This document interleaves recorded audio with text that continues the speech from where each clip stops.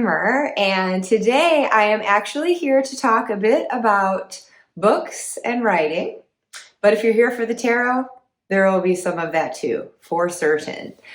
I have previously did a little two-part mini-series called Creative Woo Writing, where I shared how I have used tarot before to write a short story. Well, that worked out so well for me that I ended up doing it again. I was specifically using Anthony's story spread to get an idea of who my characters were and their conflicts and how they could find resolution for the end. And so I used that initially for a story that I wrote called Revolve Her. That was for a charity anthology at the time, and it has now since been republished in a short story collection of mine called Myths, Mothers, and Mystics.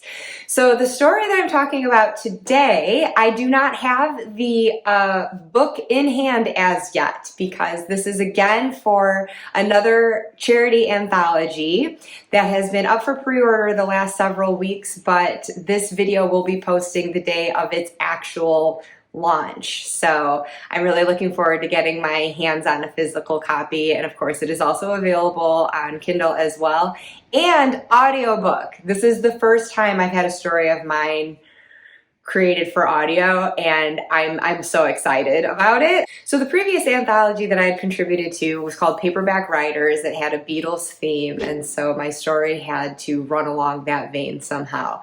This anthology, called Ghosts and Gravity, had a very different theme going for it. Again, still like that cohesive thread that they wanted running through everyone's stories, but the really, really cool thing about it is that all of our stories, whatever genre we wanted to write in, whatever plot we wanted to follow, that was all entirely up to us, our characters and everything.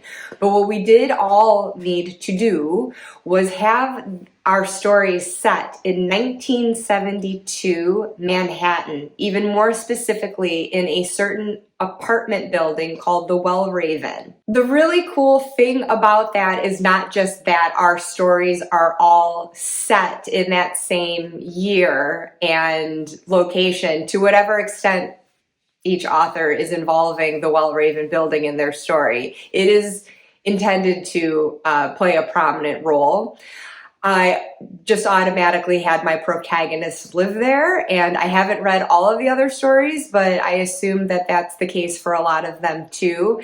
And at any rate, there's some reason for their characters to be in the building at some point. So after we had all more or less independently wrote our stories, we were then encouraged to share with each other opportunities that we felt others might be able to use for interacting somehow with our characters. So for instance, if we knew that our character was going to be riding the elevator of the Wellraven on a particular day, at a particular time of that day, kind of throwing it out there like, anyone else out there? Would your character have been around? Would you also be riding the elevator? Do you want to like do a scene where our characters talk to each other? Or even just glance at each other and acknowledge each other's presence, you know, to whatever extent we wanted to take it. It was really up to us. So just really fun having these opportunities to have certain crossovers. And I ended up incorporating several other characters from other stories in mine to an extent. And I don't know that anyone went super heavy with it because we didn't want to derail our own plot lines. You still want to keep that nice, like, tight story and that focus, but it added such texture having these other interactions and references. And I know that my character lives next door to Shani Struthers' character, and Shani Struthers is a very prolific writer, writes way, way, way more than I do. Also in the paranormal genre though, and she's also a dear friend of mine, and I have edited several of her books myself. And it was really fun for us to sort of, you know, collaborate on what our neighboring characters might be up to. But okay, I've gone on enough about that, but I just thought it was a really cool premise to the story. And so if you get this anthology and you read it from start to finish, you will hopefully see all of those crossovers happening in this 1972 universe. But 1972, I've got to tell you, that parameter stressed me out because, well, first of all, I was born in 1976, so this was not a year that I had actually lived in. I had no personal experience with that time. Even the 70s themselves, bit of a blur, gotta say. I was very, very little for the remainder of that decade. And so it's not something that I have a particular affinity for. I consider myself more of an 80s child. Those are the memories that are clear to me, and like the music and just pop cultural in general that had the most impact. So the 70s, I'm kind of like, nah, yeah, okay, they're all right, but I don't know. And it's not a period of history that I was ever really interested in writing about. I have written some historical fiction, mostly set in the 1920s. So I choose the 1920s because that's just an era that fascinates me for many reasons, not least of which the fashion is terribly fun to look into. It's an interesting time in history, and especially my stories have been set in Chicago, and Chicago had a very interesting history in the 20s, and it stemmed a lot from my curiosity of places too. Like when I used to live in the city of Chicago, some older buildings that would appeal to me, it just inspired me to want to learn more about them. And so it seemed like so many trails ended up leading to that particular time period. And then when I moved to London and was living in an old Victorian building and exploring a lot of old Victorian neighborhoods in the general area, that got me inspired to write a story set in Victorian times. It's definitely great to write about a time period and in a time period that you're actually interested in, because for all the research that goes into it, you should love it so that it's a joyful thing to write. And so that's where I found myself a bit stuck with the 1970s, to be honest, because I just thought, I don't really know if I want my head to be in this time period. But what I ended up deciding to do, first of all, was to be lazy about it. Like, how could I minimize how much research I had to do for the actual year of 1972? Well, I decided to make it like, in the lingo of television, they would call it a bottle episode, where you might have one episode of a TV series with a small budget, and so they just keep it in one setting. And so I basically decided to do this for myself. And I kind of like to do that in my stories anyway.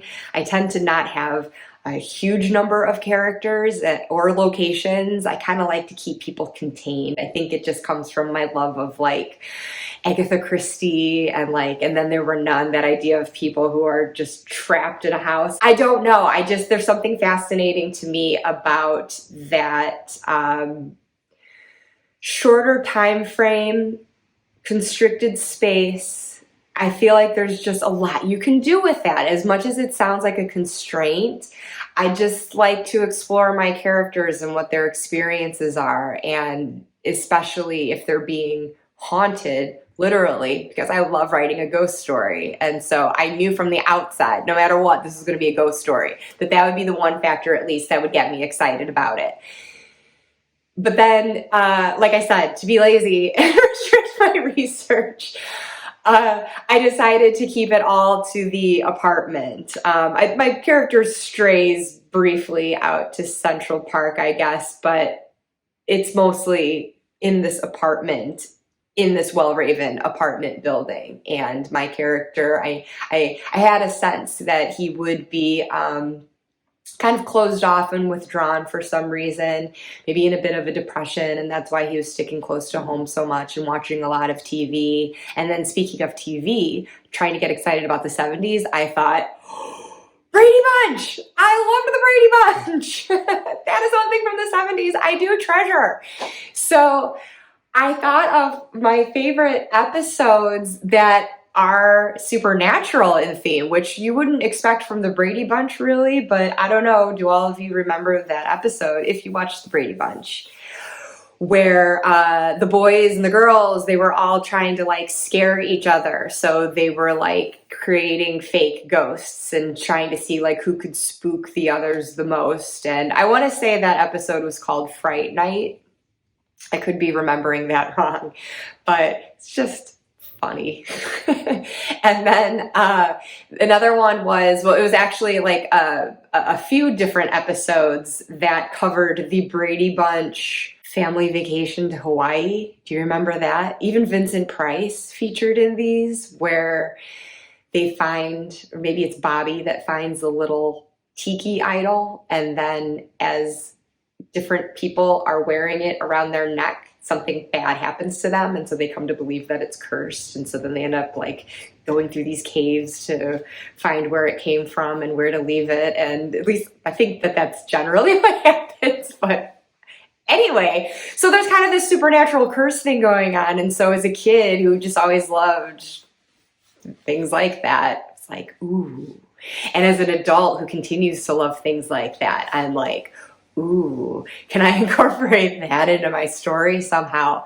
So I can't even tell you how excited I was when I actually looked into 1972, did trouble myself to do a little bit of research as to what was going on in the world, but also as to when those episodes would have aired. Because I was like, oh no, would they have been out yet in 72? And as it turns out, they both aired. The Hawaiian Vacation and the Sprite Night aired in 1972.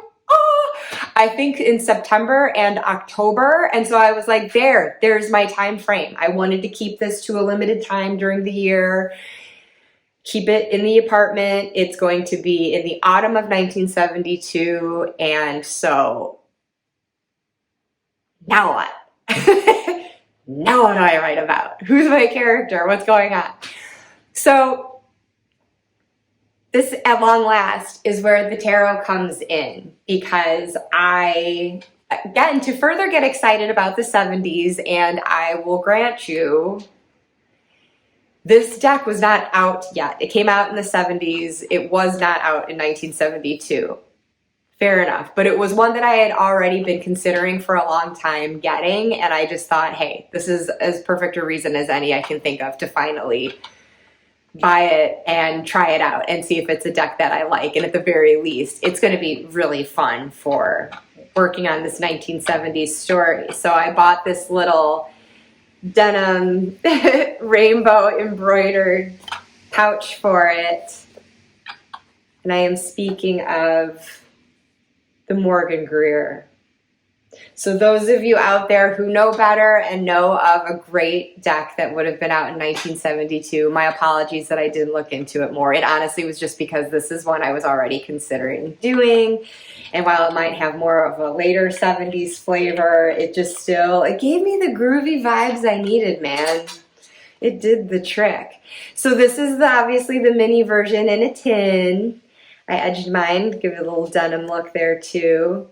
But I won't flip through a ton of these because I'm going to be showing some as I talk through my actual writing process.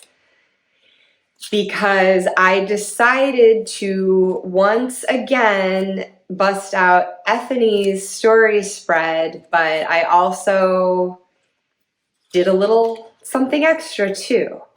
So for starters, I picked out all the court cards and I shuffled them up, and I was just asking, who's my main character? Is that something I would do for every story? No, not necessarily. That's leaving a lot up to the cards. And not that I was going to make myself strictly adhere to what the cards said, but I'm just telling you, I excitedly jumped at the chance to be part of this anthology when I was invited to contribute to it. I loved the premise of it so much. I was determined that I was going to come up with something, but honestly, then all of a sudden I have a deadline and I don't know. You know, it's not a story that was like in me that was just begging to come out. You know, this was something completely external to me, and I don't know if you could hear the cards that just dropped off my lap, but sorry. Here you go. So, you know, this was something that just came from the outside, and I was just trying to adhere to the rules of it accordingly. And I really didn't have much of an idea of what I wanted to write about. So yeah, I shuffled all the court cards and was like, who's my protagonist? So then in doing this, I drew the King of Cups. So then, I took to my little journal, really, really basic. I've brainstormed a few different stories in this, and it is just, you can see all my odds and ends that I shove here, like literal back of the envelope brainstorming that happens. Cocktail napkins, like whatever's around, if I can write an idea down. I just really do scribbles, but this is where I started out with like, okay, I'm in the Wellraven, 1972. I'm apartment 801, and OMG, Brady Bunch Fright Night episode, 27th October 1972, and then the Tiki episode, 22nd September 1972, with a big smiley face. I was so excited to discover that. But anyway, where I started to take notes then on this tarot reading that I was initiating, who is my protagonist? The King of Cups, who I thereafter decided to name Keith. So looking at this card, I just kind of thought about my guy and wrote the following entry. Male, grown man, has been around the block, not young and naive, sensitive, intuitive, in love with love, but not in an overly idealistic or impetuous way. He has loved greatly and deeply and still has hope for a future together. So then it begged the question for me, who's the object of his affections? And I drew the King of Rods. So considering these two in relation to each other, as I then journal a bit about the King of Rods,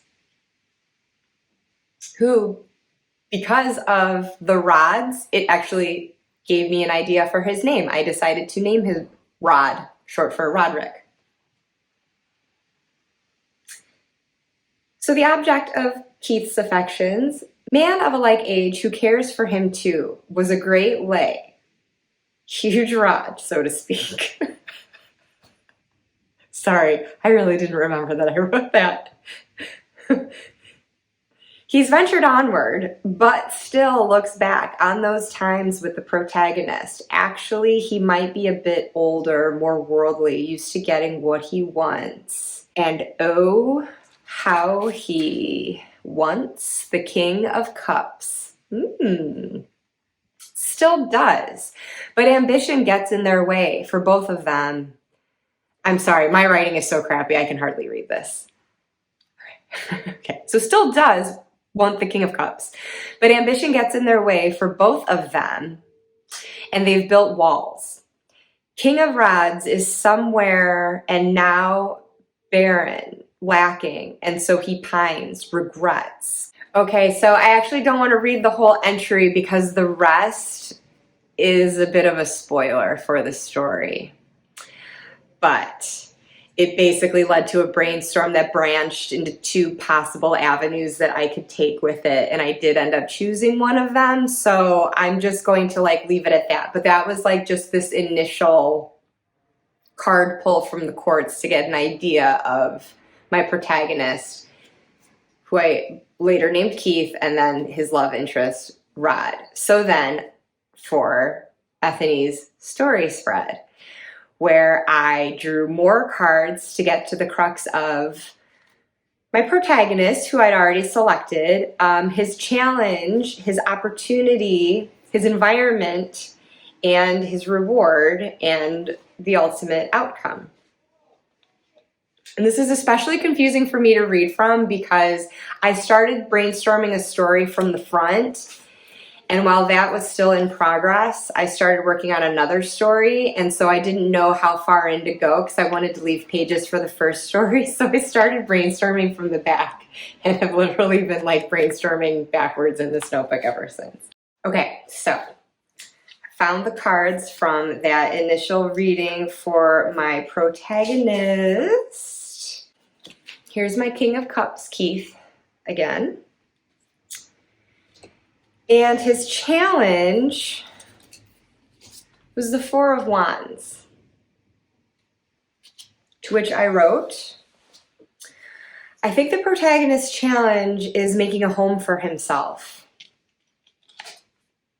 Based on the previous card pulls, this could relate to him not being able to marry or publicly be official with his lover, given the state of gay rights back then, even now.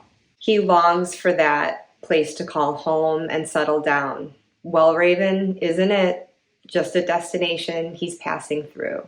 So, yeah, state of affairs with those rights, still not quite where we would like them these days either, but just imagining back in the 70s that would be even more difficult for this male couple.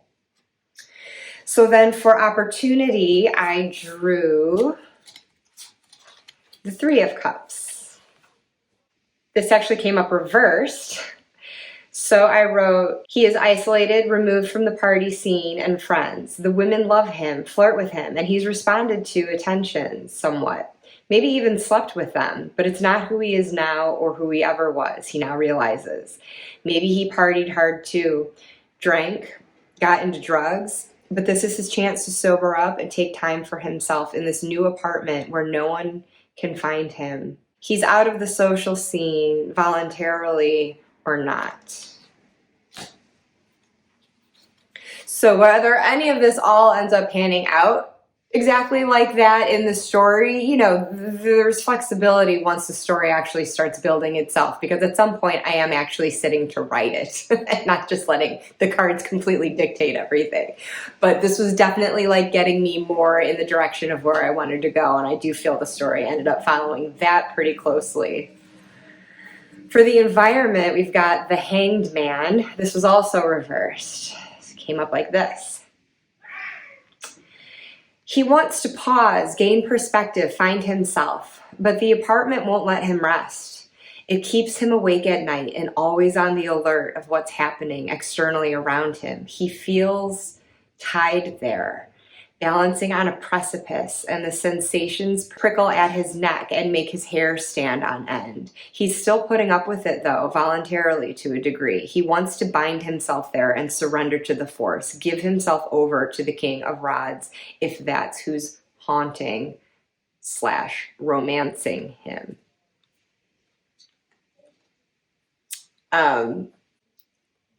Without like trying to give anything away really, I will say, because this happens from page 1 of the story is called Ghosted, my individual story within this larger Ghosts and Gravity anthology. And I named it that, even though that term may have not been used at the time. But he has been ghosted by Rod at this point, and so he has these dreams where there's another figure present and he thinks it's Rod. And so I comes to associate that with the apartment too, because the dreams seem to be set there. And anyways, it becomes a psychological and supernatural situation, as he's not really understanding what's going on, but in sorting through his feelings, he does feel that attachment, and it does kind of like keep him tied to that apartment. He does have memories with Rod there that he at once doesn't want to face, but also can't really let go of. And so that's all I'll say to that. Okay, so then the reward, I drew the Ace of Pentacles, also in the reverse. He doesn't get the home he's dreaming of, but maybe having luxuries and money that he's known before and sought, now withheld, is what's good for him. He's having to live frugally and make the most of where he is. Just food for thought. And the outcome, strength. He finds self-confidence, new reliance on himself, and fortitude to move forward and take command over his base urges. Also not give over to outside expectations. His inner world is more lush than what his outer one could offer. Maybe he tames what haunts him, so is able to move it on and move on from it too. He makes peace with his sexuality. So I guess speaking to what I was saying before, he's at once like haunted figuratively by his recent past, this relationship with Rod, but then there is also something happening in the apartment too, and whether it's related or not, and maybe it is his emotional state that's kind of bringing that on. So those are the things kind of baking in my head at this stage. So when I'm referencing things happening to him where he feels like there is some sort of spiritual presence, that's just what I'm referring to. And even at this point, I don't think I even have the clear idea of what exactly was going on, whether he was just being a magnet for that, or if it was something or someone like directly coming to him to try to help him through the situation. Again, it's all still kind of baking at this stage. So then I ended up doing another story spread for his love interest, the King of Rods.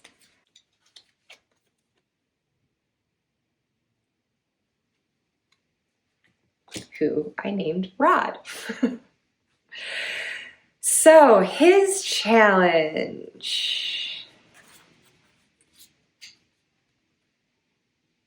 7 of Swords. I wrote deceit. I think he betrayed someone. Maybe the protagonist took what he wanted and just left high and dry. But some thoughts of each other remained, never went away, left a piece of himself and almost wanted to get caught. Okay, so learning more about this Rod, his opportunity, 7 of Cups, reversed. Too many opportunities. That was the problem. He's so charismatic and commanding, confident, attracted everything and everyone he wanted and always wanted more, while never really even knowing what he wanted. He lost sight of what mattered and wore the mask, deceived others and himself. But now, through the clouds and haze of the other side, he has an opportunity to make things right. I'm just going to leave it at that. For his environment, I drew the Page of Pentacles, also reversed. He took advantage of youth, boys he laid with, boys without grounding who sought his guidance and influence. He was surrounded by them, surrounded himself with them, only to use and spit out and cheat them of prospects. Woo! I don't know about this guy.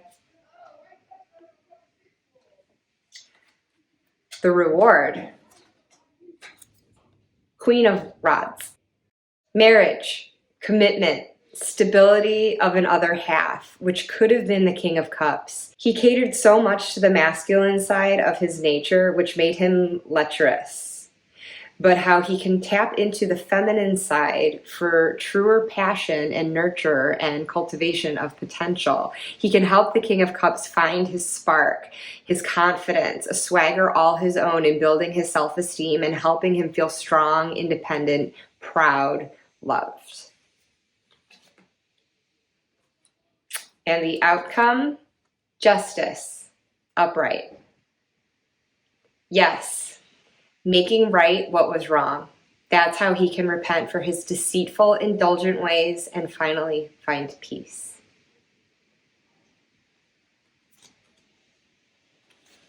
So then, now that I got a look, closer look at those two guys and was very clearly seeing how their relationship with each other, whether it's still ongoing or not, is greatly impacting them in the present and going forward. And so then it compelled me to want to do a relationship spread for them. I think that this is a spread that I learned from Little Red Tarot.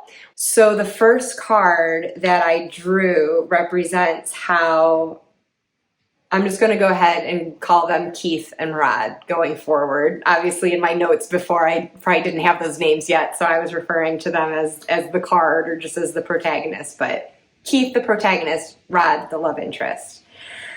So the first card was how Keith views himself. So I got this card that loves to come up for me all the time. 8 of Swords. reversed. Keith views himself as trapped, psychologically manipulated, gaslighted maybe. But I think it's more than just in his head. I think he's aware of actual outside forces and knows that he needs to reflect and reframe his mindset to escape it. So again, alluding to what I kind of gave away before about the story, where there is something going on in this apartment, and I didn't want it to just be an arbitrary thing. I wanted it to be feeding into his growth in some way. The second card reflects how he sees Rod. So for that, I had drawn strength again. He sees Rod as his source of strength, the confident one who could see him through and calm his inner demons. So, you know, it's interesting. I mean, that of course could just be Keith's perspective because we didn't exactly see Rod in the best light. But by the end of that last spread, we do see where he's sort of aware of what his missteps were and wanting to make things right again. And so then with that, from Keith's perspective, it sort of reinforces this idea that Rod's not just this one-dimensional villain, that there are layers there and that there is a goodness that must have attracted Keith to him in the first place. And so being with him made Keith feel good is what I saw from that card. It made Keith feel like he could embody that sort of swagger that Rod seemed to have. So how Keith viewed the relationship.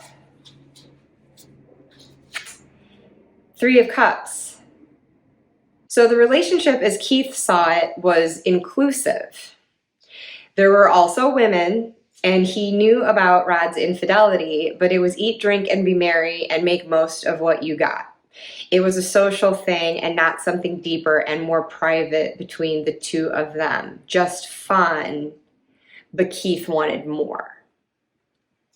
That's my thought at that time. Again, any of these things may have evolved through the actual writing of the story, but it got me thinking about that, you know, that relationship. Like, was it nothing? Did it always just mean more to Keith, or did it mean as much to Rod too? It was really, I loved writing this story and exploring these guys, I gotta say. So now for Rod's side of things, how he sees himself, I had drawn the Two of Cups. Okay, so then I wrote, Rod sees himself as the lover, the attractor, the Casanova that brings two people together, but is serious about a relationship. A romantic, sincerely interested in couplings and complimenting. Okay, so again, there's a little bit more insight into Rod. You know, I had that vibe from him before that he kind of chewed and spit people out before, had very shallow relationships, but, you know, maybe there was more to that and what he was actually seeking. So this gave me a little bit more depth as far as he's concerned. So then as far as how he saw Keith, I drew the Emperor and wrote, Rod saw Keith as the stodgy one, too traditional and overbearing at times. Maybe the fuddy-duddy, too concerned with social mores and following the rules, or at least appearing to. That I can affirm is for sure a conflict that does carry into the story. So that was a great insight to get into Keith. For as much as he cared about Rod, he did have this kind of hang up. The Tower. I drew for how Rod saw the relationship, but actually it was in the reverse.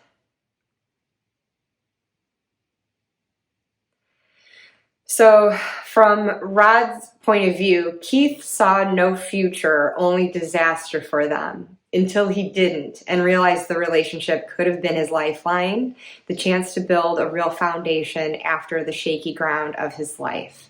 No matter what, it was big and powerful and passionate and destructive and more than the two of them. Never destined to work, but suspending them both in time. Oppressive, penning him in too much structure and convention. Him as in Roderick. So then Temperance represented their strength as a couple. Oh, I'm sorry. It was Temperance reversed. So here I wrote the question, their strength was lack of moderation? Like they were only good when the drugs were good and they were partying, having fun, but went to shit whenever things got sober and serious? Something to contemplate. I then drew the Hierophant as their weakness as a couple.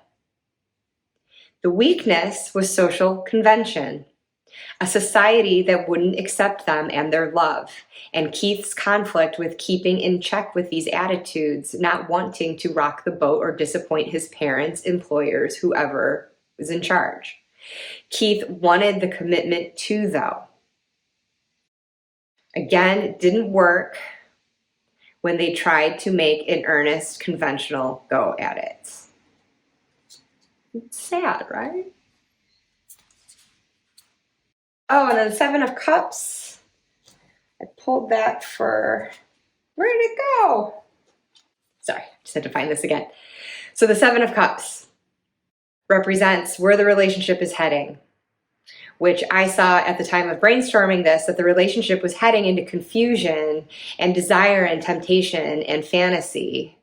And also saw things heading now more into the ether with that cloudiness and tying in somehow with that supernatural realm that I was looking to bring into this haunting story.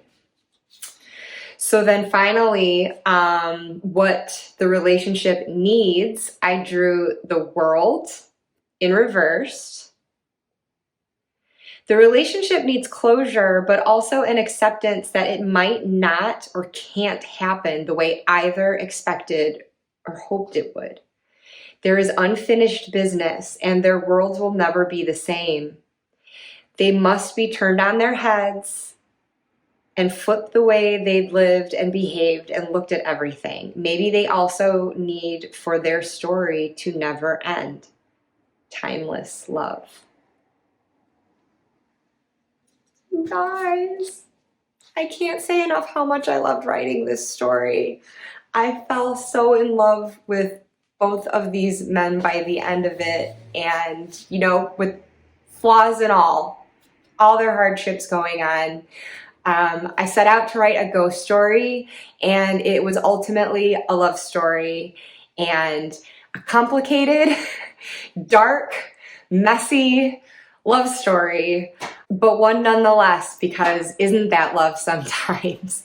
But how exactly it pans out, again, I don't want to say too much about it, and hopefully this wasn't like a completely confusing way to approach it when you don't have an idea of what the story is about exactly, and I'm not wanting to give too much away as far as like the mystery of the actual hauntings and what has actually happened with Rod and Keith and their relationship and where it's going to lead them by the conclusion of the story. So in any case, if it intrigues you at all, not to be salesy about it, but the book is out as of today. Again, it's an anthology comprised of several authors' story contributions called Ghosts and Gravity, and my individual contribution called Ghosted is a short story that you can find in there, which again is a charity anthology. All the proceeds are going towards Vet Sports, which is in support of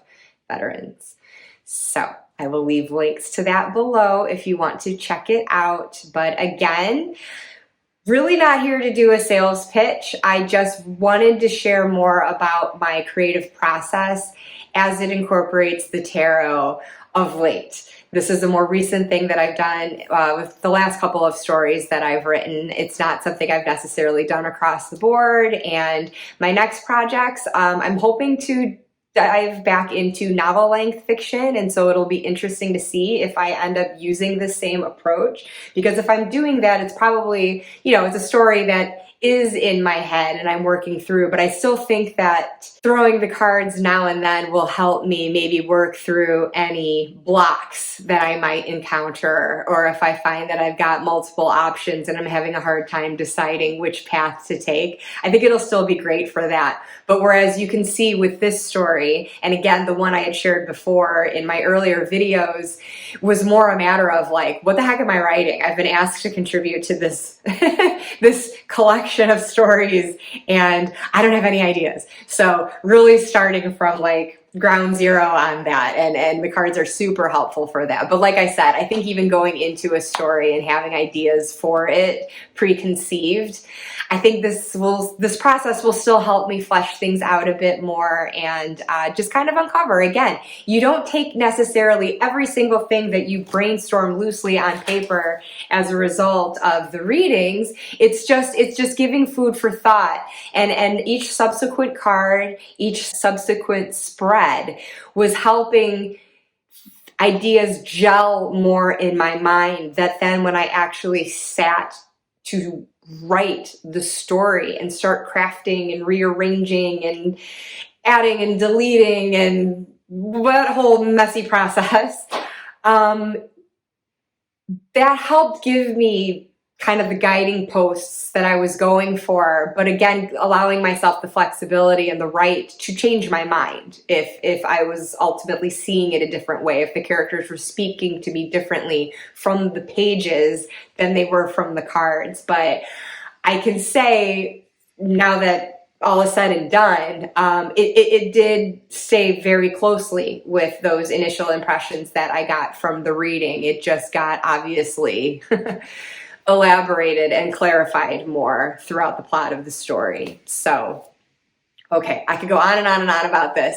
I wrote this over a year ago, and I'm just thrilled to be finally seeing it come out in print and be out there for others to see. I hope that this anthology does well in supporting vet sports. And if you want to join us and enter that world of the Wellraven, if you want to pass through those doors to this apartment building in 1972 Manhattan, well, you are more than welcome, my dearies.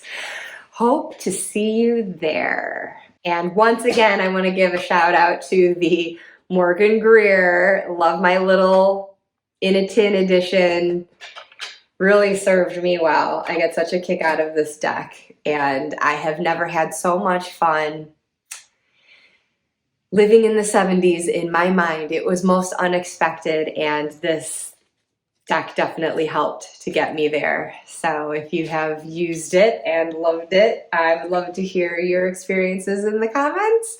If you haven't tried it, I recommend it. And yes, readers of books, of tarot, wherever you find yourself, or maybe you are in that overlap, I bid you well. Thank you so much for joining me for what I know has amounted to a long video. I really appreciate it though, and I hope that this helps with your process if you are also a writer or some other sort of creative where this might help you in your brainstorming process and really trying to like hone those ideas.